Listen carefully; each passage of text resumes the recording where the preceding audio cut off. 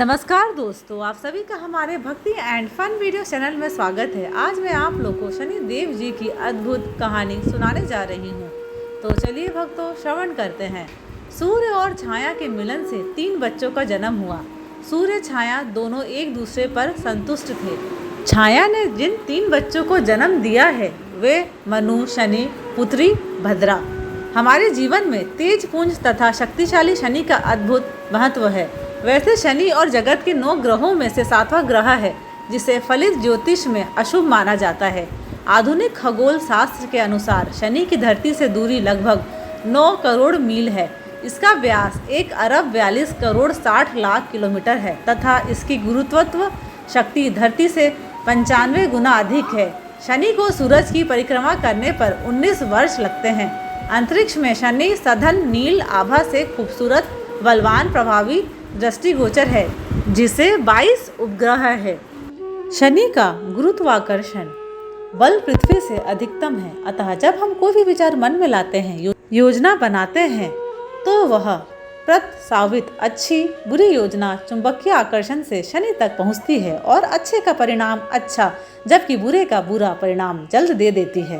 बुरे प्रभाव को फल ज्योतिष में अशुभ माना गया है, लेकिन अच्छे का परिणाम अच्छा होता है। अतः हम शनि को शत्रु नहीं मित्र समझें और बुरे कर्मों के लिए वह साढ़े साथी हैं, आफत हैं, शत्रु हैं। श्री शनिश्चर देवस्थान के अनुसार शनिदेव की जन्म गाथा या उत्पत्ति के संदर्भ में अलग अलग कथा है। सबसे अधिक प्रचलित शनि उत्पत्ति की गाथा स्कंद पुराण के काशी खंड में इस प्रकार प्रस्तुत है। सूर्य देवता का विवाह दक्ष कन्या संज्ञा के साथ हुआ।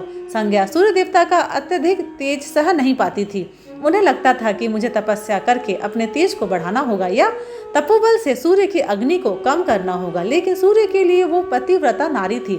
सूर्य के द्वारा संज्ञा के गर्भ में 3 संतानों का जन्म हुआ। विवस्वाहा, मनु, यमराज, यमुना। संज्ञा बच्चों से बहुत प्यार करती थी, मगर सूर्य की तेजस्विता के कारण बहुत परेशान रहती थी। एक दिन संज्ञा ने सोचा कि सूर्य से अलग होकर मैं अपने मायके जाकर घोर तपस्या करूंगी और यदि विरोध हुआ तो कहीं दूर एकांत में जाकर तप करना उचित रहेगा। संज्ञा ने तपोबल से अपने ही जैसी दिखने वाली छाया को जन्म दिया, जिसका नाम सुवर्णा रखा। अतः संज्ञा की छाया सुवर्णा छाया को अपने बच्चों की जिम्मेदारी सौंपते हुए कहा कि आज से तुम नारी धर्म मेरे स्थान पर निभाओगी और बच्चों की परवरिश भी करोगी। अगर कोई आपत्ति आ जाए तो मुझे बुला लेना, मैं दौड़ी चली आऊंगी। मगर एक बात याद रखना कि तुम छाया हो, संज्ञा नहीं। यह भेद कभी किसी को पता नहीं चलना चाहिए। संज्ञा छाया को अपनी जिम्मेदारी सौंपकर अपने पीहर मायके चली गई। घर पहुंचकर पिताश्री को बताया कि मैं सूर्य का तेज सहन नहीं कर सकती, अतः तप करने अपने पति से बिना कुछ कहे मायके आई हूँ। सुनकर पिता ने संज्ञा को बहुत डांटा।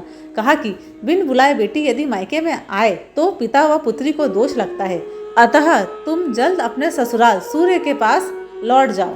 तब संज्ञा सोचने लगी कि यदि मैं वापस लौटकर गई तो छाया को मैंने जो कार्यभार सौंपा है उसका क्या होगा, छाया कहाँ जाएगी। सोचकर संज्ञा ने भीषण घनघोर जंगल में शरण ले ली। अपनी खूबसूरती तथा यौवन को लेकर उसे जंगल में डर था, अतः उसने बड़वा घोड़ी का रूप बना लिया कि कोई उसे पहचान न सके और तप करने लगी। उधर सूर्य और छाया के मिलन से 3 बच्चों का जन्म हुआ। सूर्य छाया दोनों एक दूसरे पर संतुष्ट थे।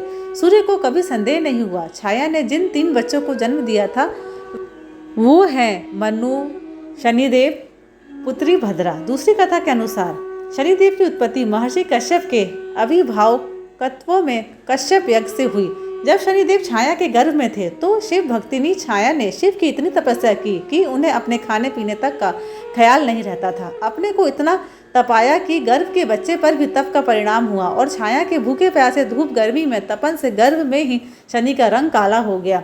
जब शनि का जन्म हुआ तो सूर्यदेव शनि को काले रंग का देखकर हैरान हो गए। उन्हें छाया पर शक हुआ। उन्होंने छाया का अपमान कर डाला, कहा कि यह मेरा बेटा नहीं है।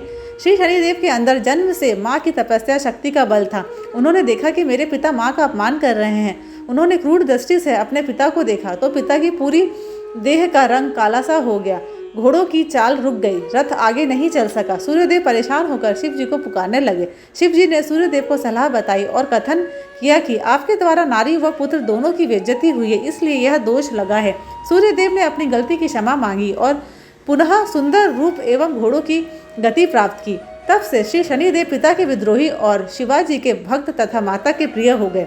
हमारे जीवन में जन्म से लेकर मृत्यु तक शनिदेव का प्रभुत्व है। जन्मते ही जातक के परिवार वालों की अभिलाषा होती है कि हमारी राशि में या जन्म लेने वाले बच्चे की राशि में शनि कैसा है, कौन से पाए पर बच्चे का जन्म हुआ है। प्रस्तुत पाए की पहचान की शनि के अच्छे बुरे होने की पहचान जन्म से बतलाता है। अपना शरीर में लोह तत्व है, उस आयरन तत्व का स्वामी शनि है। शनि के कमजोर होने से, शनि के प्रकोप, शनि पीड़ा से वह आयरन तत्व शरीर में कम हो जाता है।